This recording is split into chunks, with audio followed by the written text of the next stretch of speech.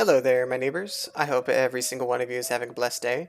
Today we are doing a campaign review of Isabella von Carstein of the Vampire Accounts. This campaign was played on very hard campaign and battle difficulty. This review will inform you on my thoughts on the campaign and whether I found it enjoyable. So let's raise some dead, corrupt the land, and give people the blood kiss. Isabella von Carstein's faction effects gives her 1 blood kiss, access to a unique building in Castle Dragonhof, plus 3 hero capacity for vampires. Starts with Vlad von Carstein as a legendary hero, plus 25% weapon strength for embedded vampire heroes. It's totally viable with her special building in Castle Dragonhof to actually do a Vampire Lord meme build. It's still viable as the way it was in Warhammer 2. Isabella's Lord effects give her plus 50% battle healing cap when in an army with Vlad, plus 10 melee attack and defense for embedded vampire heroes. Isabella, like all Vampire Lords, has an insanely strong blue tree.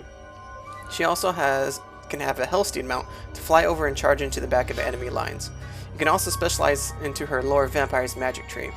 You can also meme buff direwolves and fellbats, but it's not logical in my opinion. Isabella starts with 2 settlements and right outside of Castle Drakenhof. She has 1 vampire hero, Vlad von Carstein, 2 grave guards with shields, 1 crypt ghoul, 1 vargulf, 1 fellbat, 1 Vargeist, and 1 Black Coach.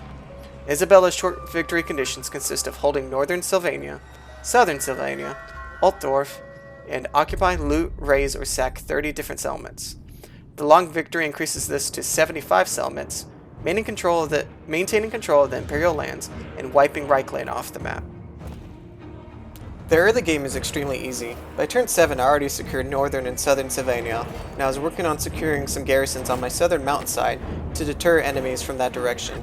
On turn 8 I was able to defeat a rebel Cathay Lord caravan outside of Drakenhof and secure 18,000 dark magic. Now I was free to upgrade my 2 provinces and build tall very quickly. By turn 14, after securing a defensible southern border, I was able to invoke my Manifest Destiny and push westward. I already was going to get the 25% research rate Legendary Lord, but now that I have funds and security, I felt that I can bring him onto the battlefield and expand my military power. I was already having tier 3 units available, so pretty soon I was going to steamroll territory.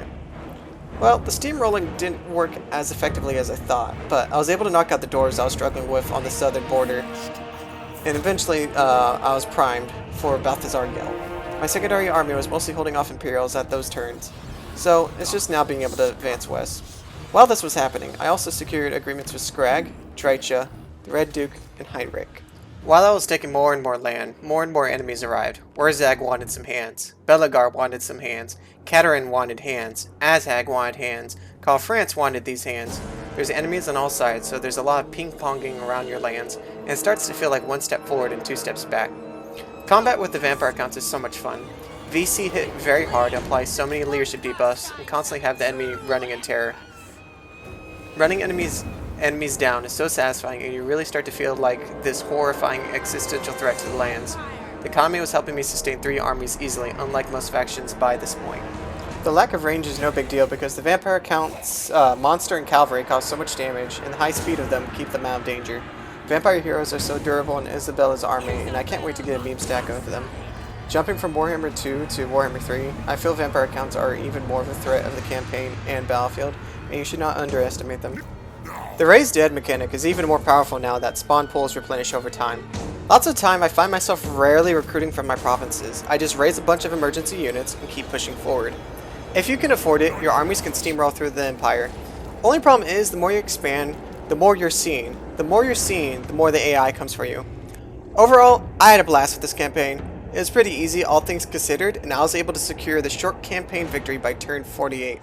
I didn't continue anymore because I was not prepped for all the fronts I was on. And look at this. I still enjoyed it. Vampire Accounts are extremely dangerous and can roll the rolled over if they wanted to. I just didn't properly prep that campaign for it. I highly recommend Isabella's campaign. It's the best start I've seen so far. I want to thank every single one of you for attending this review. I plan on doing a review of every single Lord throughout Warhammer 3's lifespan. If you wish to see more like this, make sure to like, subscribe, and leave a comment for discussion so you can improve our standing to the algorithm. Also, make sure to join the Discord with the link pinned in comments below. Love each other, and as always, come be my neighbor.